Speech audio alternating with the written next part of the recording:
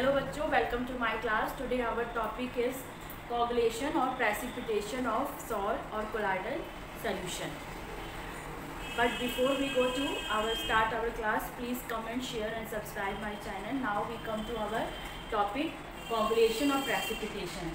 The process of settling down of the colloidal particle is called coagulation of salt or precipitation of salt. Colloidal particles का आपस में aggregate होकर के settle हो जाना कोagulation या प्रेसिपिटेशन कहलाता है। ये हम दो तरह के हमारे सॉल होते हैं, lyophilic and lyophobic sol.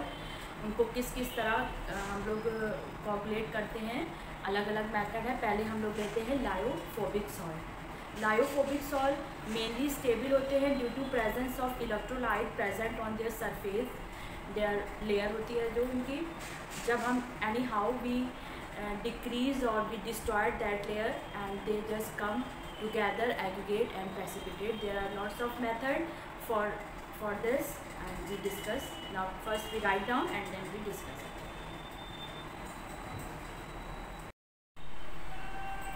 Now this is the 5 method of lyophobic salt for coagulation or precipitation. First method is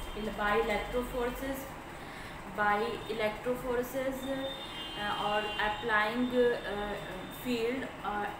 The particle of the colloids move at opposite electrode and where they neutralize and they get settled down or precipitated. So this is the first method by electrophoresis, and second method is by mixing two oppositively charged salt. When we mix two oppositively charged salt, they neutralize them and just they precipitate. For example, if we take hydrated ferric hydroxide salt,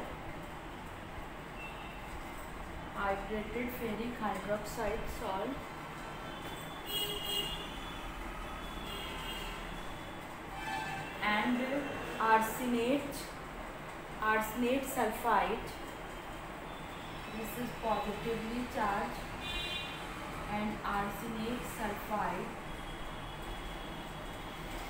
is S3, this is negative charge salt. When we mix this in equal amount, the charge of each other neutralize and they get precipitated. So by mixing of two oppositively charged salt, we can also precipitate it by boiling. By repeated boiling or the temperature is increases and the particle of the colloid will hit themselves and the layer of the charge is destroyed and they get colloid or precipitated. और by persisting dialysis, bar bar dialysis करने पे जो trace amount of electrolyte that is responsible for the stability of the colloid will pass out or destroyed and they get colloid. And by adding of electrolyte, we just coagulate the electrophobic colloids by adding some electrolyte opposite to that salt, which neutralize the charge on the colloidal particle, and so the salt is precipitated. The ions we use for this purpose is called coagulating ions or facultative ion. Coagulative ion,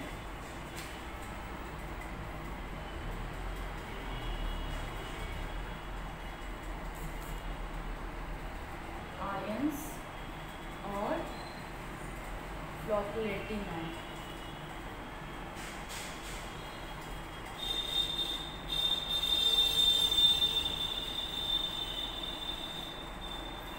The ions which is used for coagulating the salt is called coagulating ion or flocculating ion.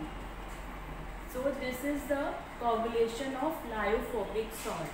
Now we discuss something about coagulating ion and fluctuating ions and their power.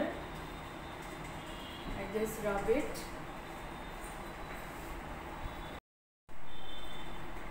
The coagulation ion or flocculation ion, the greater the valency of flocculation ion, added greater its power to cause precipitation.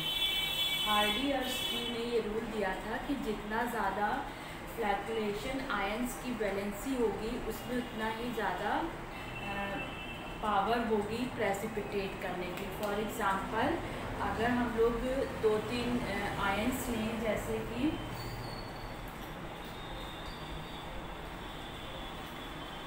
हम लोग ने sodium लिया, calcium लिया,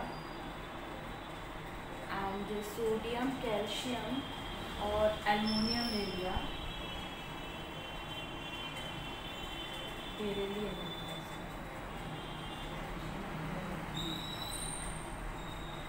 तो इनकी जितनी ज़्यादा according to Hardy's की रूल जितना ज़्यादा वैलेंसी होगी उसकी फ्लक्चुएशन पावर उतनी ज़्यादा होगी। तो सबसे ज़्यादा इसकी पावर होगी, फिर इसकी और इसकी। इसी तरह निगेटिव आयंस में भी होगा, जिसमें जितना ज़्यादा वैलेंसी होगी उसकी फ्लक्चुएशन पावर उतनी ही ज़्यादा होगी। अब हमारा फ्लक्चुएशन उतनी ही ज़्यादा होगी। अब हम देखते हैं कि fluctuation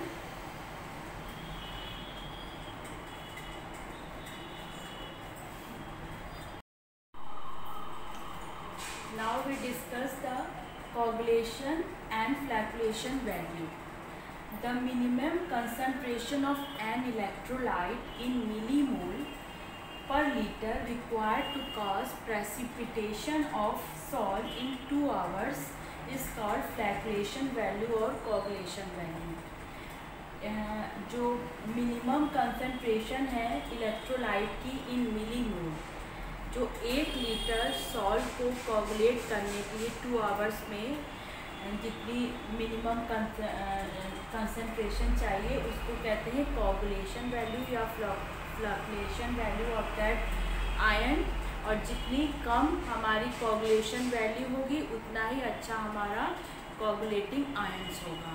so this is all about the coagulation of lyophobic salt. अब हम लायोफिलिक सॉल्ट के कोगुलेशन के बारे में जानते हैं।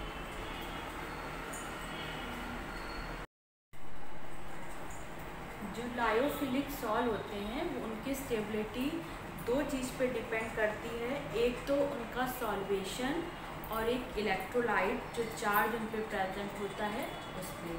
अगर हम किसी कारण वो सॉल्बिलिटी को डिक्रीज़ कर दें और चार्ज को डिस्ट्रॉय कर दें तो वो कोगुलेट हो जाएंगे। तो इसके लिए हम लोग क्या करते हैं कि जो लायोफिलिक सॉल्ट में पहले कोई ऐसा सॉल्वेंट डाल देंगे बाय एडिंग सॉल्वेंट, जिससे कि जो लायोफिलिक सॉल्ट है वो डिहाइड्रेटेड हो जाएगा और उस स्टेज में हम लोग उसमें इलेक्ट्रोलाइट डाल देंगे अपोजिटिवली चार्ज, तो वो आराम से कोगुलेट हो जाएगा। सो बाय एडिंग एन इलेक्ट्रोलाइट और by adding first way is by adding suitable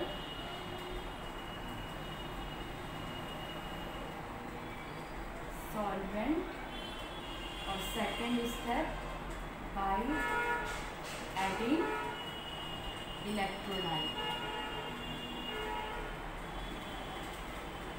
So this way में हम लोग जैसे किसी लायोफिलिक सॉल्ट में एसीटोन या अल्कोहल डाल दें तो वो डिहाइड्रेटेड हो जाएगा, फिर हम अपोजिटिवली चार्ज इलेक्ट्रोलाइट उसमें डाल देंगे तो वो आराम से कोगुलेट हो जाएगा। अब ये लायोफिलिक सॉल्ट की एक बहुत स्पेशल प्रॉपर्टी होती है कि जब हम इसको किसी लायोफोबिक सॉल्ट में डाल देते हैं तो वो उसको स्टेबल बना देती है, स्टेबिलिटी देती है। तो इसको कहते हैं protective nature of the lyophilic salt, protection of colloids, हम लोग इसको कहते हैं protection of colloids. Lyophilic salt are more stable than lyophobic salt because they have इनके मॉलिक्यूल्स में जो एक लेयर होती है सॉल्वेशन लेयर जिसे कहा जाता है, लायो इनके डिस्पर्जल मीडियम की एक लेयर होती है। जब हम लायोफिलिक सॉल्ट को लायोफोबिक सॉल्ट में डाल देते हैं तो लायोफोबिक सॉल्ट के चारों तरफ ये लायोफिलिक सॉल्ट जो होती है एक पतली सी लेयर बना लेती है, जिसको प्रोटेक्टिंग लेयर कहते हैं। ये आपका लायोफिलिक सॉल्ट है या इसको कहेंगे प्रोटेक्टिंग लेयर।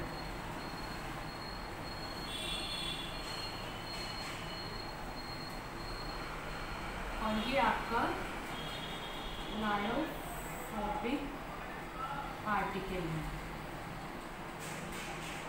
लायोफोबिक पार्टिकल्स के चारों तरफ लायोफिलिक सॉल्ट एक प्रोटेक्टिंग लेयर बना देते हैं, जिसके कारण ये आपस में कोगुलेट नहीं हो पाते हैं और ये स्टेबल रहते हैं। तो ये इस प्रोसेस को हम लोग कहते हैं प्रोटेक्शन ऑफ कोलाइड्स, और ये एक लायोफिलिक सॉल्ट की बहुत ही इम्पॉर्टेंट प्रॉपर्टी होती है।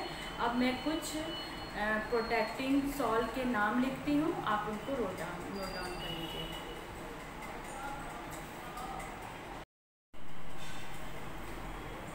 So this is some important protective colloids. Protective colloid which is used for protection of lyophobic salt.